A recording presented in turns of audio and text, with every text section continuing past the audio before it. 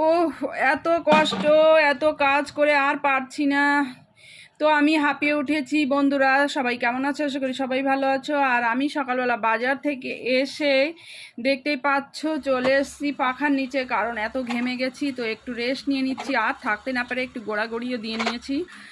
তো ভিডিওটা তোমরা সব পুরোটা দেখতে থাকো শেষ অবধি।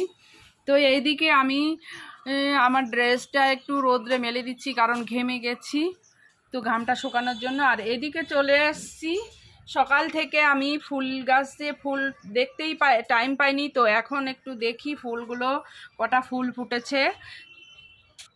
তো এখানে 3টে জবা ফুটেছে, আর এখানে 2টো পিঙ্ক জবা ফুটেছে। তো ফুলটা দেখে মনটা ভালো হয়ে গেল। তো মনটা ভালো হয়ে গেল, নাহলে আমি ফুল না দেখলে আমার একদমই ভালো লাগে না। এদিকে ফুলটা দেখে চলে যাচ্ছি। এখন দেখি এখানে কটা জাম পড়েছে, দেখে নিই একবার। তো জামগুলো এখন আমি তুলে নেব। এই দেখো, তো আজকে এতগুলো জাম পড়েছিল, দেখতেই পাচ্ছ। আর এদিকে চলে এলাম রান্নাঘরে এসে প্রেসার বসিয়ে দিয়েছি জল। আর এখানে নিয়ে নিয়েছি মটর ডালটা ধুয়ে এখন প্রেসারে সিদ্ধ বসিয়ে দিয়ে আমি চলে এসেছি সবজি কাটতে, কারণ আজকে আমাদের নিরামিষ শনিবার, সেহেতু মটর ডাল করব আর নিরামিষ করব সমস্ত সবজি দিয়ে। তো এখানে আমি পুঁই শাকটা আগে কেটে নিচ্ছি।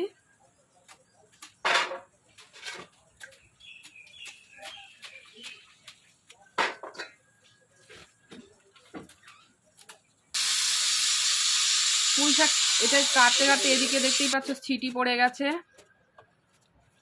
আর এখন আমার সমস্ত সবজিগুলো কাটা হয়ে গেছে। তো এখানে কেটেছি পুঁই শাক, আলু, পটল, আর এখানে গাঁটি কচু, আর এখানে কুমড়ো।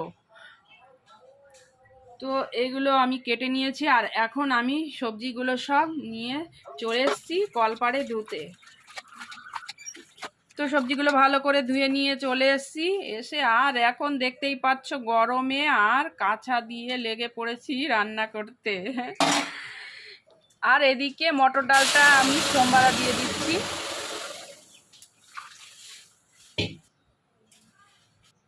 তো ডালটা আমার হয়ে গেছে, এখন আমি ডালটা নামিয়ে নেব।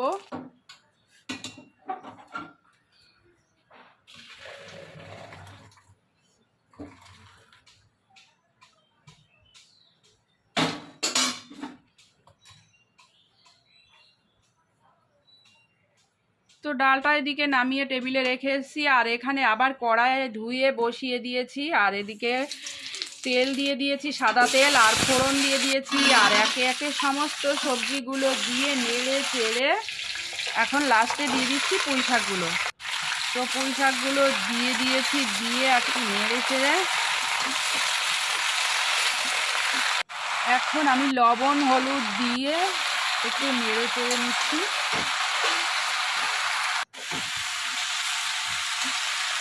আর এখন আমি ঢাকা দিয়ে দেব। তো এদিকে ঢাকা দিয়ে চলে এসেছি বাইরে, দেখি আবার কটা জাম পড়েছে। তো আবার কটা জাম তুলে নিয়েছি, আর একটু খেতে রয়েছি, খাচ্ছি জামটা সকালবেলা, দেখতেই পাচ্ছ। তো মাঝে মাঝে এসে জামগুলো কুড়িয়ে নিয়ে যাই।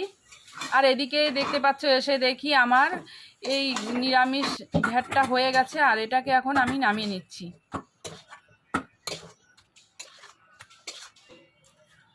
তো এখন আমি কড়াই বাসনগুলো সব ধুয়ে নেব। আর এদিকে গ্যাসের ওভেনটা সব পরিষ্কার করে মুছে নিচ্ছি।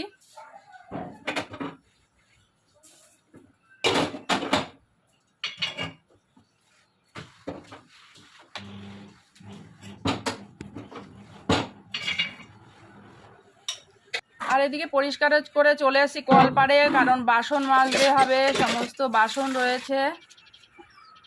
তো বাসনগুলো আমি এখন ভালো করে মেজে নিচ্ছি।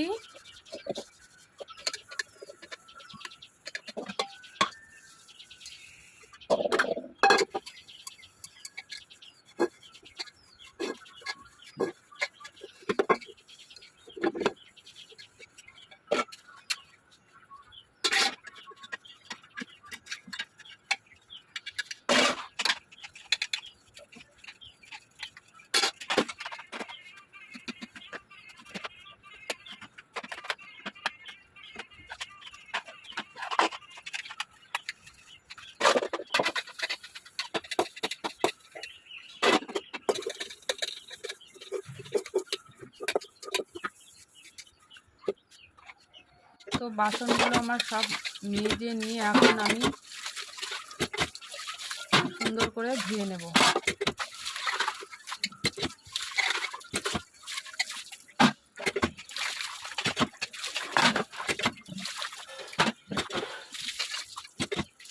তো বাসনগুলো ধোয়া হয়ে গেছে দেখতেই পাচ্ছ। আর এখন আমি আর পারছি না, মাথায় তুলে নিলাম। আর এদিকে চলে এলাম, উঠোনটা আবার একটু পুরো পরিষ্কার করে নেব, কারণ এত নোংরা হয় না। সকাল থেকে 2-3 বার ঝাড় দেওয়া হয়ে গেছে।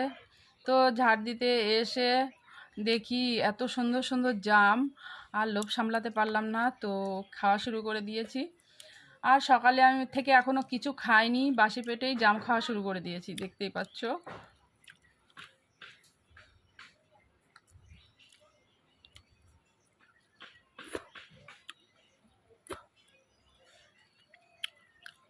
তো জামগুলো এত মিষ্টি কি আর বলবো। তো যাই হোক, খাওয়া মোটামুটি হলো। আর এদিকে ঝাড় দেওয়া শুরু করলাম। আর ওই যে পাশের বাড়ি ওই দিদিটা দেখতেই পাচ্ছ জাম কুড়াচ্ছে।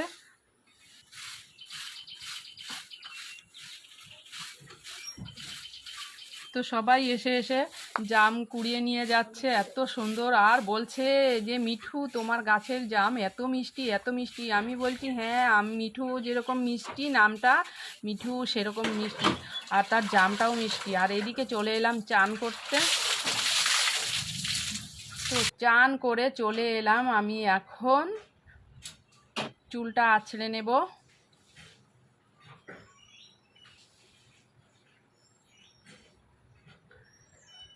তো এদিকে চুলটা আঁচড়ে নিয়ে একটু সিঁড়িতে সিঁদুর পরে নিচ্ছি, নিয়ে বাইরে এসে দেখি, দেখো মেঘ করেছে। আর এদিকে হাওয়া দিচ্ছে, কীরকম মেঘ করেছে। তো বৃষ্টি হলে ভালোই হবে, আবার ঠান্ডা হতে পারবো। তো ভিডিওটা টাটা।